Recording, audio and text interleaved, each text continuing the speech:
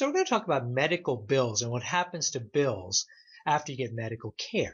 So let's say we have a patient who had to go to the hospital. Maybe that patient had a herniated disc and that disc was fixed, and he goes home and then walks to the mailbox one day, and in the mailbox comes this medical bill. If you've ever seen a medical bill, they can look really kind of confusing and intimidating. You have line items of all these things that could happen in the hospital. Hard to make sense of that. But let's try to go ahead and do that.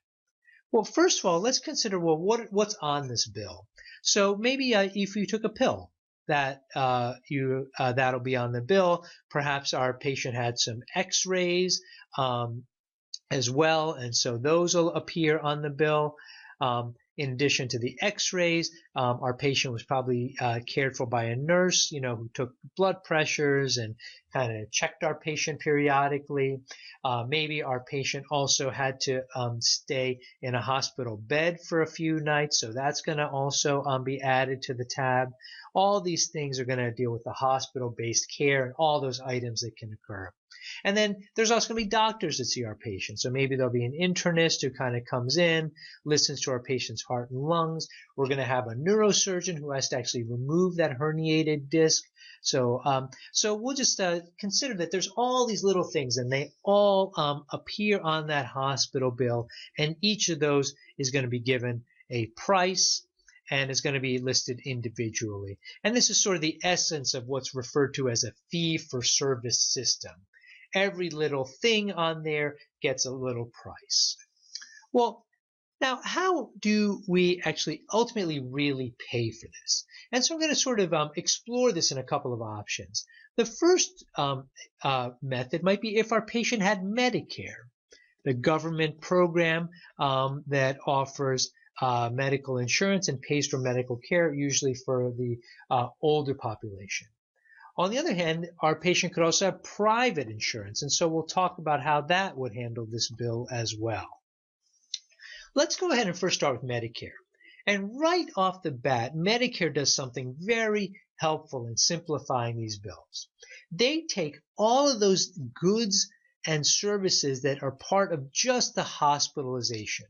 Maybe the cost of the bed, the cost of nursing care, people that move you around in wheelchairs, maybe some of the medicines, X-rays, and they bundle all that together into what's called a diagnosis-related group, or a DRG.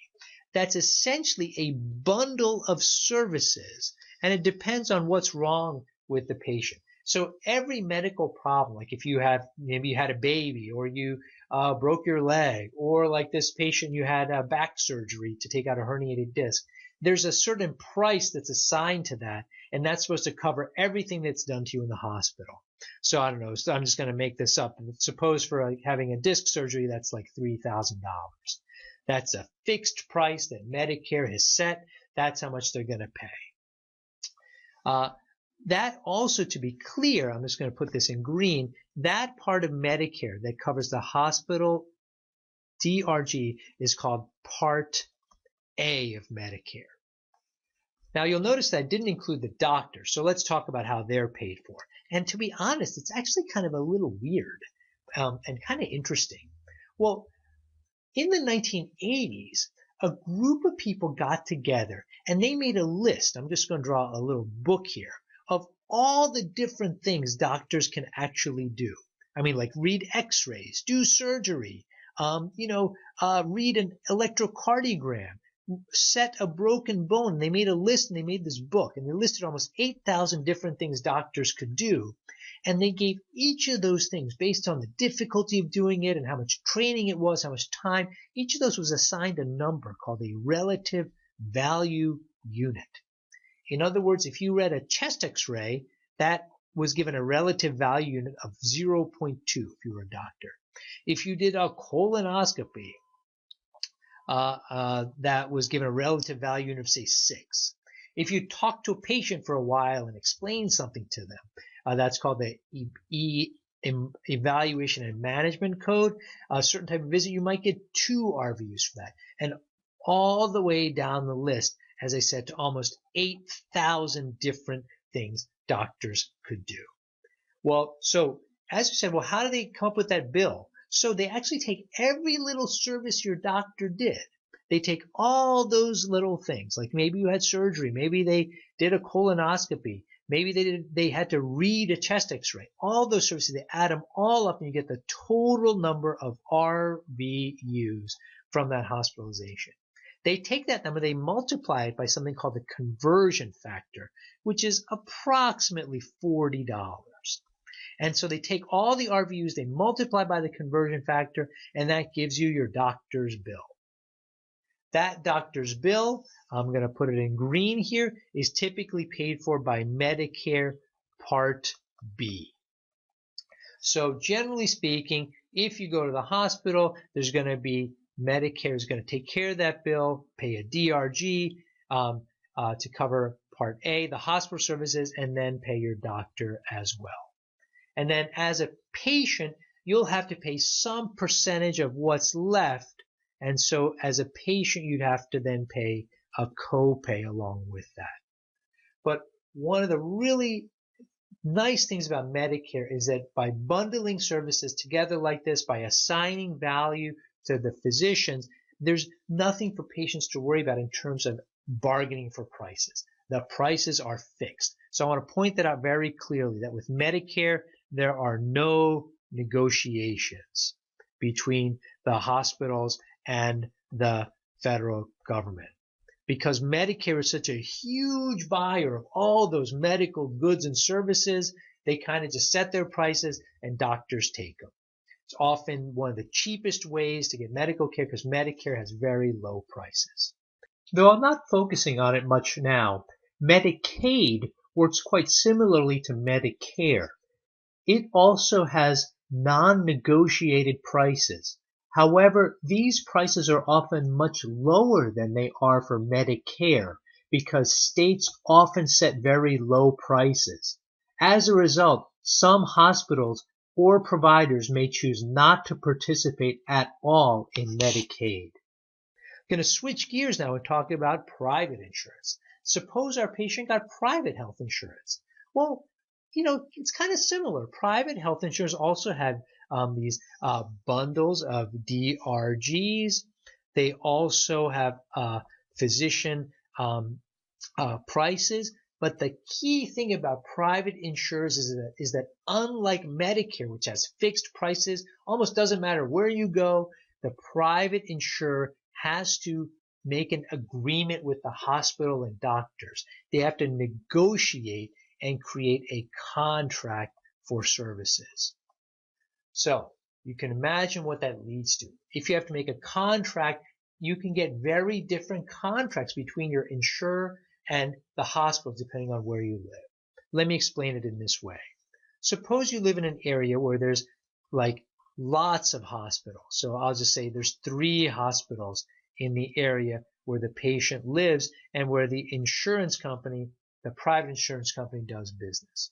So that insurance company may go to those 3 hospitals and say, well, we want to get your business. Let's negotiate some prices. How much are you going to charge us for all of this list of goods and services? And so this hospital may say, okay, we'll charge you a lot. This hospital says, hey, no, we want some business. We're going to charge a little bit. And this one says, yeah, we want some business too. We're going to charge a little bit. Look at what's happened. Because of that competition, the overall price that is negotiated is going to be lower. Not only that, the insurer is going to say, well, oh, these are the hospitals we want our patients to go to. So what we've done is we've created a network. So if you are a patient and you need that disc surgery, you go to a hospital in your network.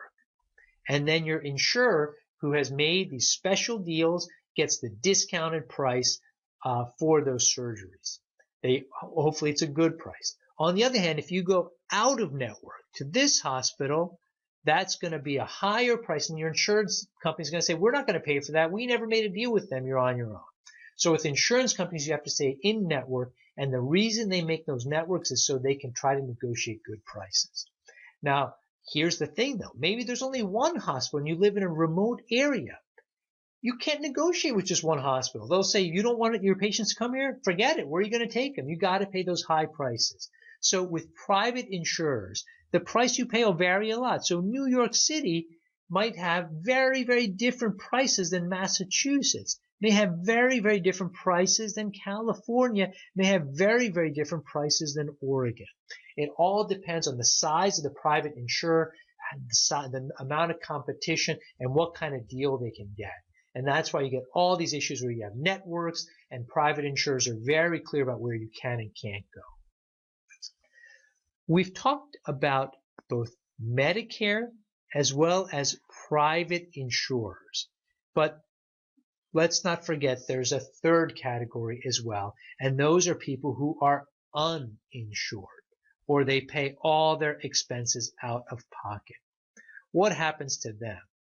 Well, they actually have the hardest and worst deal of all. Remember how we talked about how you have all these little prices here? Medicare and private insurers bundle a lot of that together, and they have these sort of negotiated prices. Uninsured people have none of that. So that bill you get a list. Every single line has a different price. And not only that, those prices can be very high because hospitals have often just made those up. Those prices are listed in something called a charge master. And that charge master is the master list of prices, and they're very high. It can be like $8 for a pill of Tylenol, like $100 for an x-ray, and all those charges get added up into a big bill. One of the great difficulties of being uninsured is not only do you not have an insurance policy that covers you, but the actual prices you pay are very, very high compared to private insurers and Medicare. So the highest prices are paid by the uninsured. So I'll draw that up here. The lowest prices are paid by people on Medicare, and private insurers are somewhere in between. Anyway, that is a little bit of an introduction to what happens to your medical bill.